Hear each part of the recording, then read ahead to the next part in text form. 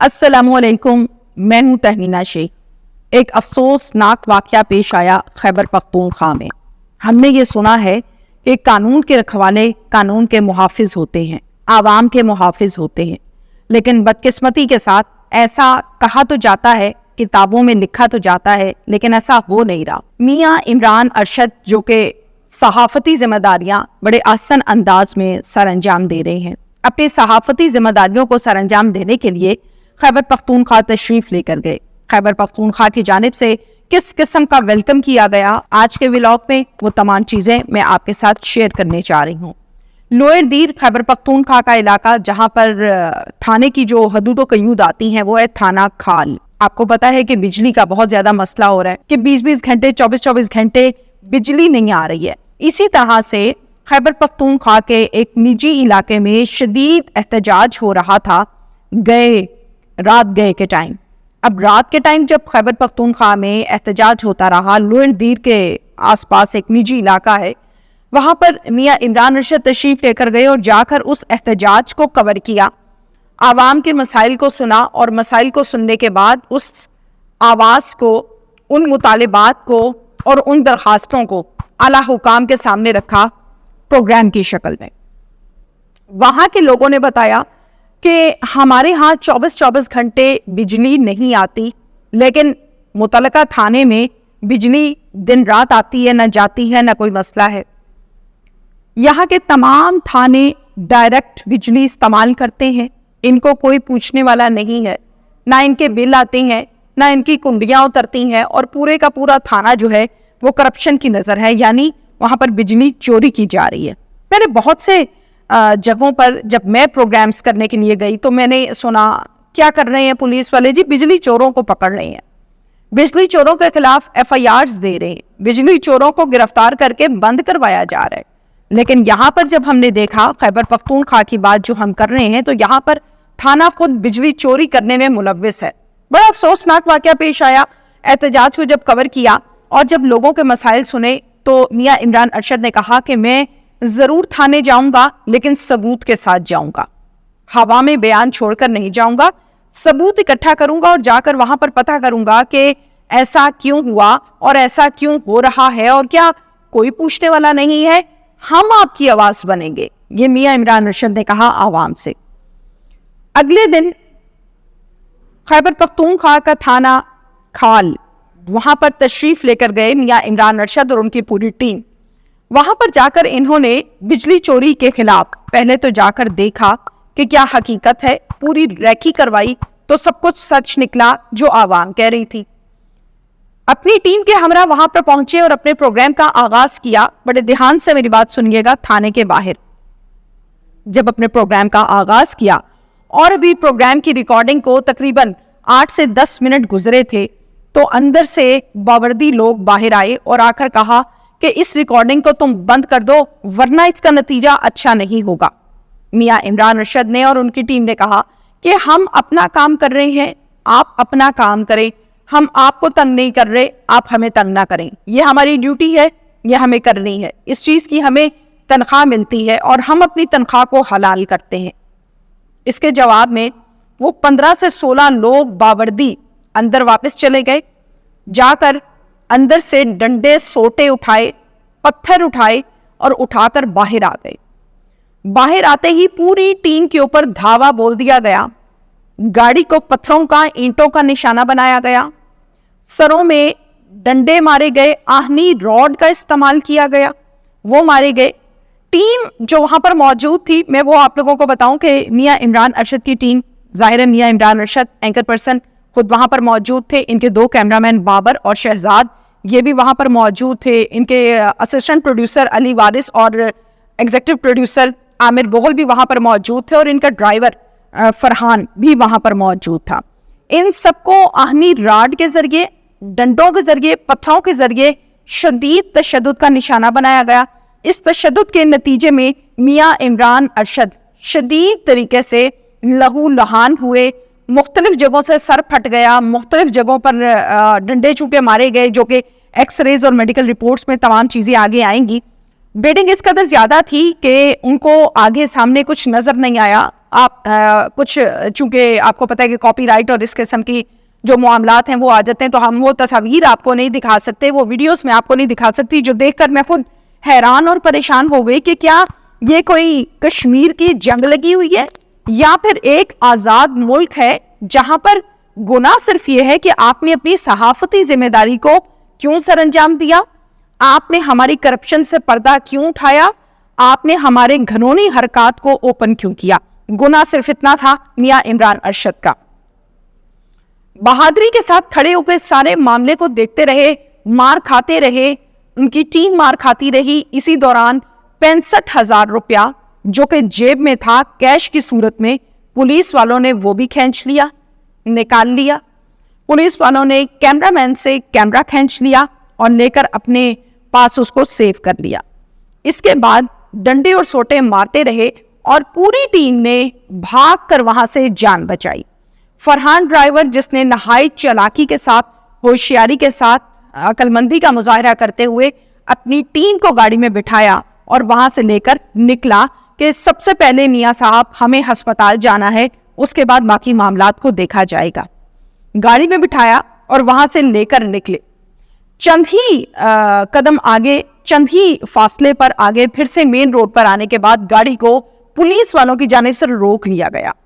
اب علی وارث جس کو بالکل بھی گاڑی میں ہوش نہیں آ رہی تھی، اس کو پانی کے چھینٹے مارے گئے، اس کو اٹھایا گیا، آوازیں دی گئیں، لیکن علی وارث ہوش میں نہیں آ رہے تھے۔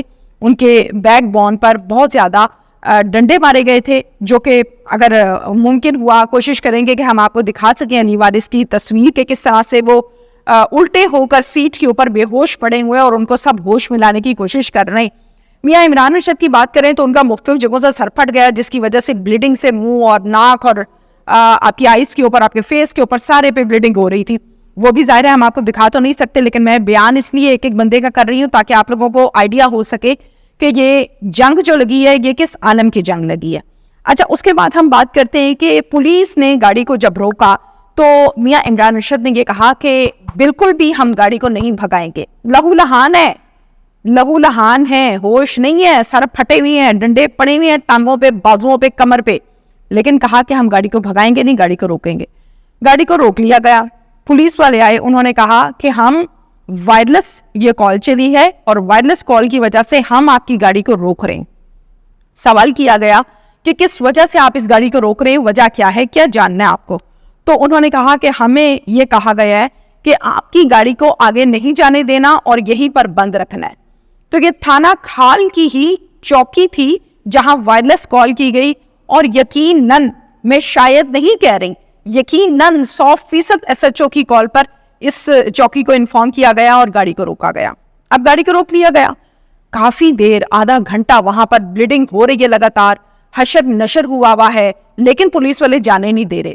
جب تھانہ کھال کی چوکی والوں کو یہ کہا گیا کہ اگر ان دو بندوں کو جو کہ زیادہ بے ہوش تھے، جن میں ایک میاں عمران ارشد ہے اور علی وارث جس کو ہوش تھی ہی نہیں، اگر ان کو کچھ ہو گیا تو آپ لوگ ذمہ دار ہیں۔ پھر انہوں نے ان سے آئی ڈی کارڈز، ان کے موبائل فونز، ان کا ڈیٹا سارا لیا، کیمرہ تو آلریڈی چھین چکے تھے، وہ سب لے کے سارا اپنے پاس لکھ کے ان کو جانے دیا۔ اس سے بڑی بدقسمتی یہ ہے کہ اگلے 2 گھنٹے خیبر پختونخوا کے مختلف ہسپتالوں میں جب میاں عمران ارشد اور ان کی ٹیم کو لے جایا گیا تو کوئی بھی شخص اس کیس کو ہینڈل کرنے سے گریزاں تھا۔ انہوں نے کہا کہ ہم اس کیس کو ہینڈل نہیں کر سکتے، آپ یہاں نہیں وہاں لے جائیں، وہاں نہیں وہاں لے جائیں، اور یہ جو سلسلہ ہے یہ 3 سے 4 ہسپتالوں میں چلتا رہا۔ ایٹ دا اینڈ جب یہ بریکنگز چلی، جب روابط قائم ہوئے، جب رابطے بحال ہوئے، جب بات چیت ہوئی، بتایا گیا کہ یہ حال ہو گیا ہے، تو پھر اس کے بعد ایک سرکاری ہسپتال نے اس ٹیم کو لیا اور لے جا کر سب سے پہلے میاں عمران ارشد کا ایک آپریٹ کیا گیا، جس میں ان کو سٹیچز لگائے گئے۔ ظاہر ہے اس کے بعد ان کو ضرورت تھی مختلف ٹیسٹوں کی، وہ ایکس ریز ہیں اور اس میں سی ٹی اسکین ہے، یہ تمام چیزیں ان کی گئی۔ اس کے بعد باقی ٹیم ممبرس کے تمام جو ریکوائرمنٹس ہیں، میڈیکل ریکوائرمنٹس تھی، اس ٹائم ٹیسٹ تھے، لیبس تھی، وہ تمام کی تمام کی گئی۔ اور اسی دوران انہونی بات یہ ہے کہ یہ کہا گیا میاں عمران ارشد کی جانب سے کہ جو میڈیکل رپورٹ ہے، اس میڈیکل رپورٹ کو چینج نہیں کیا جائے گا۔ اب جب موقع پر تھانے کے باہر سرعام دن دہاڑے ڈنڈے سوٹوں کے ساتھ बावर्दी मुलाजिम आकर सहाफियों को मारेंगे, तो वहां पर पुलिस अपना किरदार अदा कहाँ कर रही है? ख्वाब खरगोश के मजे तो दूर की बात, ये तो खुल्लम खुल्ला गुंडागर्दी है।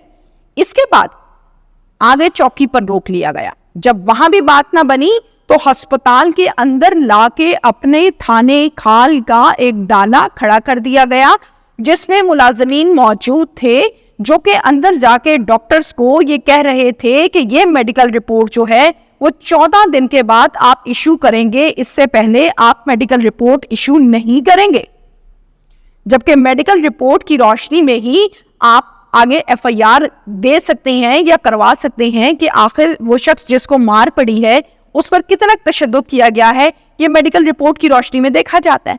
अब मेडिकल रिपोर्ट को छुपाने की भरपूर कोशिश की जा रही है। इसके साथ साथ आपको एक बहुत ही इंपॉर्टेंट बात बताती चलूं, जो कि सीएम खैबर पख्तूनख्वा अली अमीन गंडापुर के हवाले से जब उनके साथ गुफ्तगू हुई तो उन्होंने अपने एक स्टेटमेंट में बड़ा क्लियरली ये कहा कि मेरे सूबे में अगर कोई भी शख्स करप्शन में मुलव्विस है या कोई करप्शन करता हुआ पकड़ा जाए तो बजाय इसके कि जाके थाने में बताया जाए, मौके पर वहीं पर उसका सर फाड़कर मेरे पास सीएम हाउस में आ जाए, सीएम ऑफिस में आ जाए, तो उसके ऊपर किसी किस्म की कोई एफआईआर दर्ज नहीं होगी, किसी किस्म का कोई पर्चा दर्ज नहीं होगा और मैं खुद उसकी हिफाजत करूंगा।